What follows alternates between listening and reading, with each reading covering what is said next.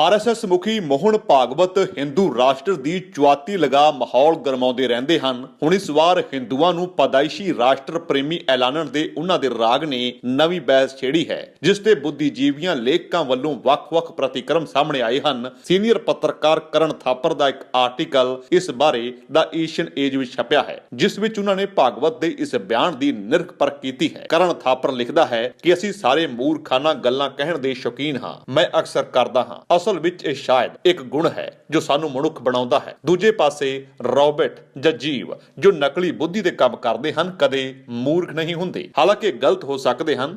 ਹਾਲਾਂਕਿ ਭੋਲੇ ਭਾਲੇ ਮੂਰਖਾਂ ਅਤੇ ਬੇਵਕੂਫ ਮੂਰਖਾਂ ਵਿਚਕਾਰ ਇੱਕ ਮਹੱਤਵਪੂਰਨ ਅੰਤਰ ਹੈ। ਬਾਅਦ ਵਿੱਚ ਖਾਸ ਕਰ ਜਦੋਂ ਇਸ ਉੱਤੇ ਅਮਲ ਕੀਤਾ ਜਾਂਦਾ ਹੈ ਇਹ ਖਤਰਨਾਕ ਹੋ ਜਾਂਦਾ ਹੈ। ਮੈਨੂੰ ਡਰ ਹੈ ਕਿ ਰਾਸ਼ਟਰੀ ਸਵੈਮ ਸੇਵਕ ਸੰਘ ਦੇ ਸਰਸੰਘ ਚਾਲਕ ਦੁਆਰਾ ਕੀਤੀਆਂ ਗਈਆਂ ਟਿੱਪਣੀਆਂ ਹਰ ਵਰਗ ਦੇ ਬਾਅਦ ਦੀ ਸ਼੍ਰੇਣੀ ਵਿੱਚ ਆਉਂਦੀਆਂ ਹਨ। ਉਸ ਦਾ ਕਹਿਣਾ ਹੈ ਕਿ ਮੈਂ ਜਾਣਦਾ ਹਾਂ ਕਿ ਮੇਰਾ ਇਹ ਕਹਿਣਾ ਆਰਐਸਐਸ ਮੈਂਬਰਾਂ ਅਤੇ ਸਰਸੰਘ ਦੀ ਪ੍ਰਸ਼ੰਸਕਾਂ ਦੀ ਫੌਜ ਨੂੰ ਭੜਕਾਏਗਾ, ਪਰ ਇਸ ਨੂੰ ਅੱਖੋਂ ਪਰੋਖੇ ਵੀ ਨਹੀਂ ਕੀਤਾ ਜਾ ਸਕਦਾ ਹੈ। ਉਹ ਲਿਖਦੇ ਹਨ ਕਿ ਪਿਛਲੇ ਸ਼ੁੱਕਰਵਾਰ ਨੂੰ ਇੱਕ ਕਿਤਾਬ ਦੀ ਰਿਲੀਜ਼ ਸਮੇਂ ਮੋਹਨ ਭਾਗਵਤ ਨੇ ਕਿਹਾ ਸੀ ਕਿ ਜੇ ਕੋਈ ਹਿੰਦੂ ਹੈ ਤਾਂ ਉਸ ਨੂੰ ਦੇਸ਼ ਭਗਤ ਹੋਣਾ ਪਵੇਗਾ। ਇਹ ਉਸ ਦਾ ਮੂਲ ਗੁਣ ਹੈ ਅਤੇ ਸੁਭਾਅ ਹੋਵੇਗਾ। ਬਸ ਜੇ ਉਹ ਕਾਫੀ ਸਪਸ਼ਟ ਨਹੀਂ ਸੀ ਤਾਂ ਉਸਨੇ ਅੱਗੇ ਕਿਹਾ, ਇੱਕ ਹਿੰਦੂ ਕਦੇ ਵੀ ਭਾਰਤ ਵਿਰੋਧੀ ਨਹੀਂ ਹੋ ਸਕਦਾ। ਜਿਵੇਂ ਕਿ ਉਹ ਚਾਹੁੰਦਾ ਹੈ ਕਿ ਅਜਿਹਾ ਹੋਵੇ, ਇਹ ਸੱਚ ਨਹੀਂ ਹੁੰਦਾ। ਸਭ ਤੋਂ ਪਹਿਲਾਂ ਸਾਡਾ ਇਤਿਹਾਸ ਇਹ ਦਰਸਾਉਂਦਾ ਹੈ ਕਿ ਦੇਸ਼ ਧਰੋਹੀ ਪਿਛੋਕੜ ਵਾਲੇ ਹਿੰਦੂਆਂ ਦੀ ਵੀ ਘਾਟ ਨਹੀਂ ਹੈ। ਉਹ ਗੱਲ ਵੱਖ ਹੈ ਕਿ ਸ਼ਾਇਦ ਉਸ ਸਮੇਂ ਦੇਸ਼ ਨੂੰ ਭਾਰਤ ਨਹੀਂ ਕਿਹਾ ਜਾਂਦਾ ਸੀ। ਸ਼ੁਰੂਆਤੀ ਲੋਕਾਂ ਵਿੱਚ ਟੈਕਸਲਾ ਦਾ ਰਾਜਾ ਆਂਬੀ ਸੀ।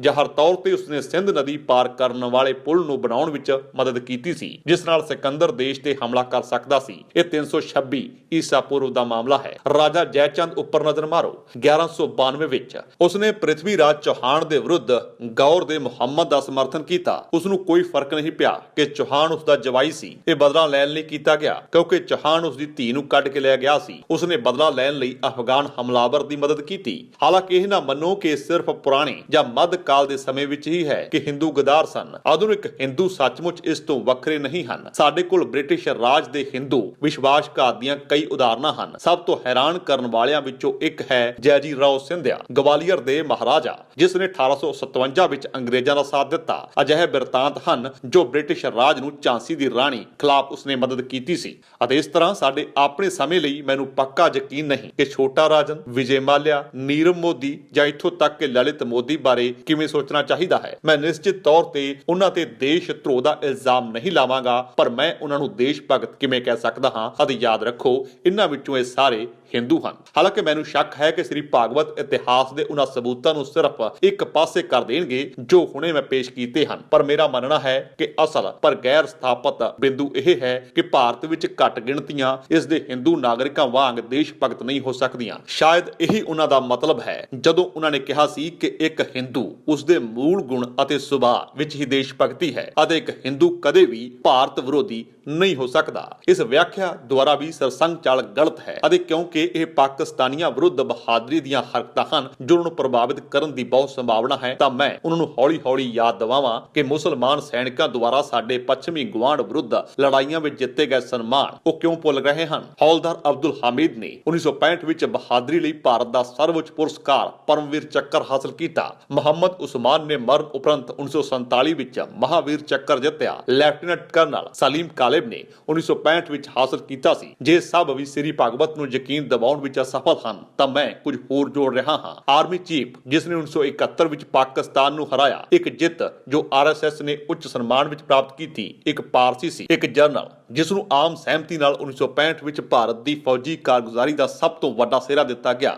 ਇੱਕ ਸਿੱਖ ਸੀ। ਪੂਰਬੀ ਕਮਾਂਡ ਦਾ ਮੁੱਖ ਸਟਾਫ ਜੋ ਪਾਕਿਸਤਾਨ ਦੇ ਲੈਫਟੀਨੈਂਟ ਜਨਰਲ A.K. ਦਸੰਬਰ 1971 ਵਿੱਚ ਢਾਕਾ ਵਿੱਚ ਆਤਮ ਸਮਰਪਣ ਕਰਨ ਤੋਂ ਇਲਾਵਾ ਨਿਆਜੀ ਕੋਲ ਕੋਈ ਵਿਕਲਪ ਨਹੀਂ ਸੀ। ਤਿੰਨਾਂ ਵਿੱਚੋਂ ਕੋਈ ਵੀ ਹਿੰਦੂ ਨਹੀਂ ਸੀ। ਬਦਕਿਸਮਤੀ ਨਾਲ ਇਸ ਤੋਂ ਵੀ ਕਿਤੇ ਵੱਧ ਹੈ। ਇਹ ਖਤਰਨਾਕ ਹੈ। ਸਰਸੰਘ ਚਾਲਕ ਦਾ ਬਿਆਨ ਸਾਨੂੰ ਹਿੰਦੁਸਤਾਨ ਦੇ ਲੋਕ ਇਸ ਮਜ਼ਬੂਤ ਆਧਾਰ ਤੇ ਵੰਡਦਾ ਹੈ ਕਿ ਹਿੰਦੂ ਆਪਣੇ ਆਪ ਅਤੇ ਕੁਦਰਤੀ ਤੌਰ ਤੇ ਦੇਸ਼ ਭਗਤੀ ਮੰਨਣ, ਜਦਕਿ ਬਾਕੀ ਨਹੀਂ। ਇਹ ਸਿਰਫ ਗਲਤ ਨਹੀਂ ਹੈ, ਇਹ ਖਤਰਨਾਕ ਵੀ ਹੈ। ਇਹ ਸ਼ੱਕ, ਅਵਿਸ਼ਵਾਸ ਅਤੇ ਆਖਿਰਕਾਰ ਭਾਰਤੀਆਂ ਦਰਮਿਆਨ ਅੰਤਰਦਵੰਦ ਦੇ ਬੀਜ ਬੀਜਣ ਵਾਲਾ ਹੈ। ਸੱਚ ਤਾਂ ਇਹ ਹੈ ਕਿ ਦੇਸ਼ ਭਗਤੀ ਦੀ ਪਰਿਭਾਸ਼ਾ ਕਿਸੇ ਦੇ ਦੇਸ਼ ਦੇ ਪਿਆਰ ਨਾਲ ਕੀਤੀ ਜਾਂਦੀ ਹੈ, ਕਿਸੇ ਦੇ ਧਰਮ ਦੇ ਚਰਿੱਤਰ ਨਾਲ ਨਹੀਂ। ਅਤੇ ਯਾਦ ਰੱਖਣਾ ਮਹੱਤਵਪੂਰਨ ਹੈ ਕਿ ਇਸ ਦੇ ਉਲਟ ਵੀ ਸਹੀ ਹੈ। ਹਿੰਦੂ ਕਿਸੇ ਵੀ ਹੋਰ ਧਰਮ ਦੇ ਭਾਰਤੀ ਵਾਂਗ ਆਪਣੇ ਦੇਸ਼ ਨਾਲ ਨਫ਼ਰਤ ਕਰਨ ਦੇ ਸਮਰੱਥ ਹਨ। ਇੱਥੇ ਇੱਕ ਹੋਰ ਸਵਾਲ ਹੈ, ਭਾਵੇਂ ਕਿ ਛੋਟਾ ਹੈ, ਪਰ ਸਰਸੰਘ ਚਾਲਕ ਨੇ ਆਪਣੇ ਆਪ ਨੂੰ ਨਹੀਂ ਪੁੱਛਿਆ, ਦੇਸ਼ ਭਗਤੀ ਦੀ ਕੀ ਕੀਮਤ ਉਹਨਾਂ ਲੱਖਾਂ ਹਿੰਦੂਆਂ ਲਈ ਹੋਵੇਗੀ ਜਿਨ੍ਹਾਂ ਨੇ ਵਿਦੇਸ਼ ਵਿੱਚ ਵਸਣ ਅਤੇ ਕਿਸੇ ਹੋਰ ਦੇਸ਼ ਦੀ ਨਾਗਰਿਕਤਾ ਹਾਸਲ ਕਰਨ ਦੇ ਲਈ ਭਾਰਤ ਨੂੰ ਛੱਡ ਦਿੱਤਾ। ਉਹ ਬ੍ਰਿਟਿਸ਼, ਕੈਨੇਡੀਅਨ ਜਾਂ ਸੰਯੁਕਤ ਰਾਜ ਦੇ ਪਾਸਪੋਰਟ ਲੈ ਕੇ ਜਾਂਦੇ ਹਨ। ਅਕਸਰ ਉਹਨਾਂ ਦੇ ਬੱਚੇ ਇੱਕ ਭਾਰਤੀ ਭਾਸ਼ਾ ਨਹੀਂ ਬੋਲਦੇ, ਅਸਲ ਵਿੱਚ ਸਿਰਫ ਮੂਲ ਰੂਪ ਵਿੱਚ ਉਹ ਭਾਰਤ ਨਾਲ ਆਪਣੇ ਸਬੰਧ ਨੂੰ ਸਵੀਕਾਰਦੇ ਹਨ। ਹਰ ਦੂਜੇ ਤਰੀਕੇ ਨਾਲ ਉਹ ਆਪਣੇ ਆਪ ਨੂੰ ਬ੍ਰਿਟਿਸ਼, ਕੈਨੇਡੀਅਨ ਜਾਂ ਅਮਰੀਕੀ ਮੰਨਦੇ ਹਨ। ਕਿ ਸ੍ਰੀ ਭਾਗਵਤ ਨੂੰ ਅਹਿਸਾਸ ਹੈ ਅਤੇ ਸਵੀਕਾਰ ਕਰਦੇ ਹਨ। ਉਹਨਾਂ ਲਈ ਦੇਸ਼ ਭਗਤੀ ਉਸ ਦੇਸ਼ ਪ੍ਰਤੀ ਹੋਵੇਗੀ ਜੋ ਉਹਨਾਂ ਦਾ ਜਨਮ ਹੋਇਆ ਸੀ, ਜਿਸ ਦੇ ਪਾਸਪੋਰਟ ਉਹਨਾਂ ਕੋਲ ਹਨ ਅਤੇ ਕਿਸ ਦਾ ਆਪਣਾ ਭਵਿੱਖ ਨਿਰਧਾਰਿਤ ਕਰੇਗਾ। ਮੈਂ ਇੱਕ ਆਖਰੀ ਬਿੰਦੂ ਸਾਂਝਾ ਕਰਦਾ ਹਾਂ। ਸਰਸੰਘ ਚਾਲਕ ਨੇ ਇਹ ਵੀ ਕਿਹਾ ਕਿ ਜੇ ਕੋਈ ਆਪਣੇ ਦੇਸ਼ ਨੂੰ ਪਿਆਰ ਕਰਦਾ ਹੈ ਜਿਸ ਦਾ ਅਰਥ ਸਿਰਫ ਧਰਤੀ ਨਹੀਂ ਹੈ, ਤਾਂ ਇਸ ਦਾ ਅਰਥ ਹੈ ਇਸ ਦੇ ਲੋਕ, ਨਦੀਆਂ, ਸੱਭਿਆਚਾਰ, ਪਰੰਪਰਾ, ਹਰ ਚੀਜ਼। ਇੱਥੇ ਮੈਂ ਉਸ ਨਾਲ ਸਹਿਮਤ ਹਾਂ, ਪਰ ਸਿਰਫ ਇਸ ਲਈ ਕਿ ਇਹ ਇੱਕ ਸਪਸ਼ਟ ਬਿਆਨ ਹੈ। ਸਭ ਤੋਂ ਮਹੱਤਵਪੂਰਨ ਗੱਲ ਇਹ ਹੈ ਕਿ ਅਜਿਹੀ ਚੀਜ਼ ਨਹੀਂ ਹੈ ਜੋ ਸਿਰਫ ਹਿੰਦੂਆਂ ਤੇ ਲਾਗੂ ਹੁੰਦੀ ਹੈ ਜੋ ਭਾਰਤ ਨੂੰ ਪਿਆਰ ਕਰਦੇ ਹਨ। ਇਹ ਫ੍ਰੈਂਚਾਂ ਅਤੇ ਜਰਮਨ, ਨਾਈਜੀਰੀਆ, ਆਸਟ੍ਰੇਲੀਅਨ ਅਤੇ ਅਰਜਨਟੀਨਾ ਵਾਸੀਆਂ, ਇੱਥੋਂ ਤੱਕ ਕਿ ਇਹ ਸਭ ਤੇ ਲਾਗੂ ਹੁੰਦੀ ਹੈ। ਕਰਨ ਥਾਪਰ ਲਿਖਦੇ ਹਨ ਕਿ ਮੇਰਾ ਅਨੁਮਾਨ ਹੈ ਕਿ ਮੈਂ ਜੋ ਨੁਕਤਾ ਚੁੱਕਿਆ ਹੈ ਉਹ ਸੌਖਾ ਹੈ। ਜੇ ਅਸੀਂ ਚਾਹੁੰਦੇ ਹਾਂ ਕਿ ਸਾਡਾ ਦੇਸ਼ ਬਚੇ, ਖੁਸ਼ਹਾਲ ਰਹੇ, ਆਓ ਦੇਸ਼ ਭਗਤੀ ਨੂੰ ਇੱਕ ਹਿੰਦੂਤਵ ਗੁਣ ਵਜੋਂ ਪ੍ਰਭਾਵਿਤ ਕਰਨ ਦੀ ਕੋਸ਼ਿਸ਼ ਕਰਨੀ ਬੰਦ ਕਰੀਏ। ਆਓ ਇਸ ਵਿਸ਼ਵਾਸ ਨੂੰ ਛੱਡ ਦਈਏ ਕਿ ਹਿੰਦੂ ਹੀ ਵਿਸ਼ੇਸ਼ ਜਾਂ ਵਧੀਆ ਹਨ, ਨਹੀਂ ਤਾਂ ਅਸੀਂ ਯੂਗੋਸਲਾਵੀਆ ਵਾਂਗ ਖਤਮ ਹੋ ਸਕਦੇ ਹਾਂ। ਜੇਕਰ ਤੁਹਾਨੂੰ ਸਾਡਾ ਇਹ ਉਪਰਾਲਾ ਚੰਗਾ ਲੱਗਾ ਹੈ ਤਾਂ ਇਸ ਨੂੰ ਲਾਈਕ ਕਰੋ, ਸ਼ੇਅਰ ਕਰੋ ਅਤੇ ਸਾਡੇ YouTube ਚੈਨਲ ਨੂੰ ਸਬਸਕ੍ਰਾਈਬ ਕਰੋ।